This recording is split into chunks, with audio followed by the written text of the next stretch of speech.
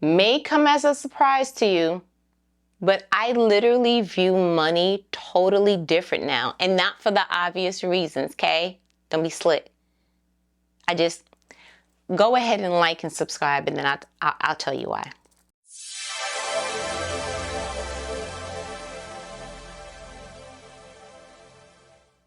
I view money differently because I see that it was misplaced in my life. Let me explain. I feel like I made it an organ versus a tool. What do you mean by that? Glad you asked, because it was just downloaded into me a couple of minutes ago. I ain't gonna hold you. I was like, organ too? That's kind of good. I like it. But it was shown to me that I made it an inward driving force. It was the thing that was keeping me functioning. It was the thing that was keeping me from getting to one burden to the other. It was the thing that allowed me to overlook so much injustice, so much political red tape. It allowed me to continue to just keep pressing and keep pressing. And, you know, if you ever had the conversation where it was like, would you do that job? And you heard stuff that you didn't like about it, but your question was, how much they paying? You've made money an organ.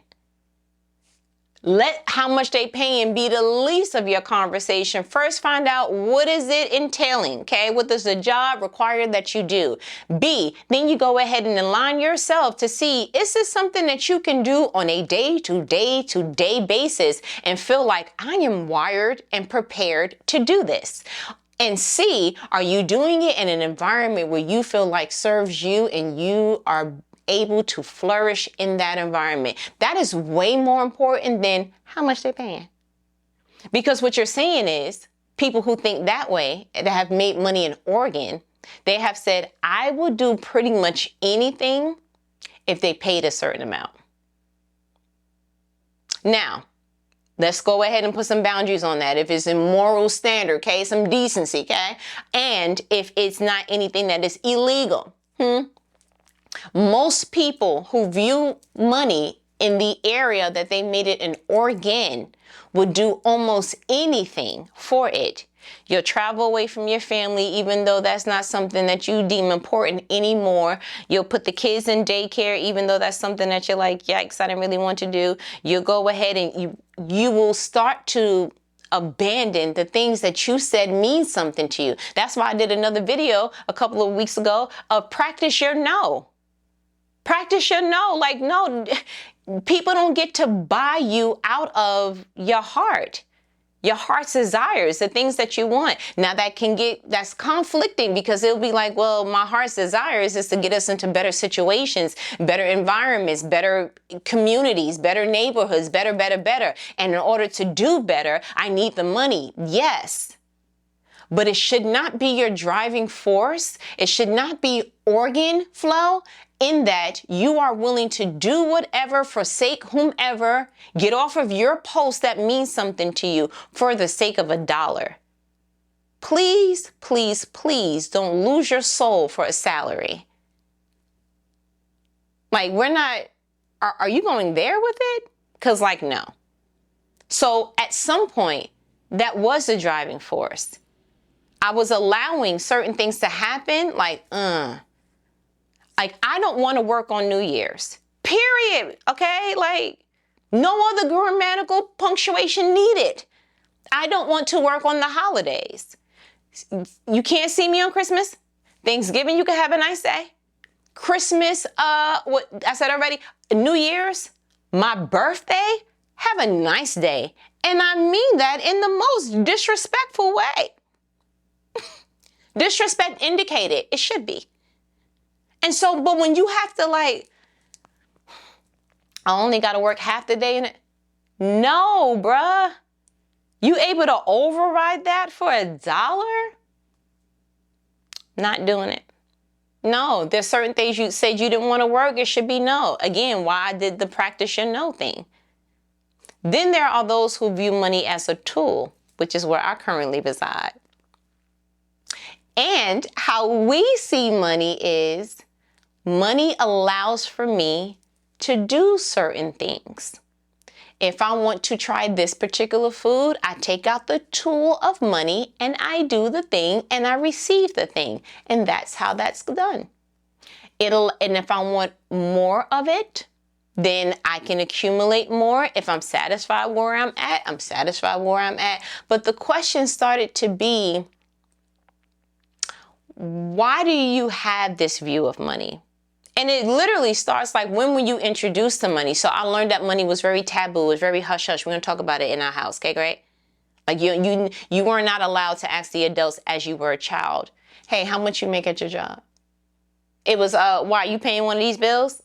So I learned money is very Then I was told, don't ever tell nobody how much you make.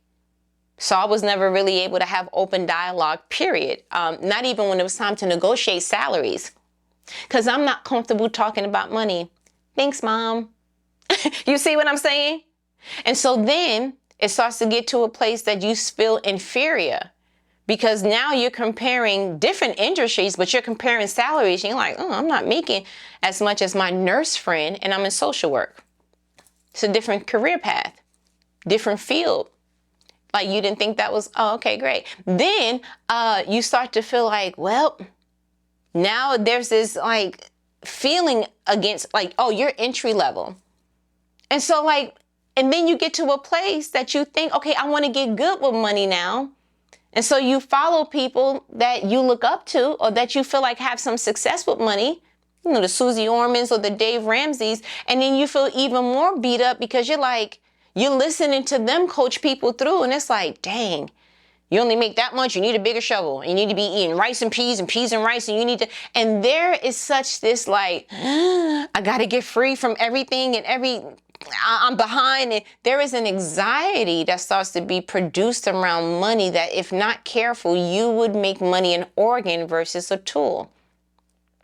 So how do you shift? How do you shift from no longer making it the driving force and making it a tool that you actually start to put it in its proper place? I am unwilling to experience a level of deficit, miss a certain amount of time. I'll give you a perfect example. This is how I knew I made the shift. When I started that last job that I quit, I didn't have any time accumulated because I started the job June 1. My birthday is June 28th. I was like, hey, I can't come to work June 28th. They were like, ooh, you don't have any, you're still in training and you don't have any time. I'm not going to work on my birthday. Per my last email. Like, you see what I'm saying? Like, what did I say? And there was a part of me that was like, but you're going to have your pay docked.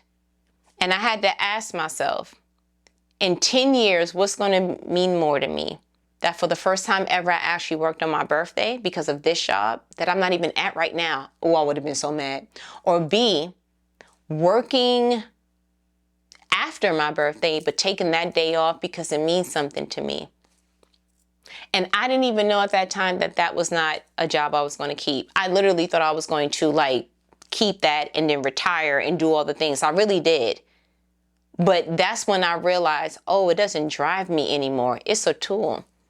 We'll make that up. We'll find that some other way. I won't get this birthday again. Like this particular birthday this year, yeah, I won't be able to get that again. So I can't. So whatever y'all need to do. And that's what I did. And like low key, self, proud, right?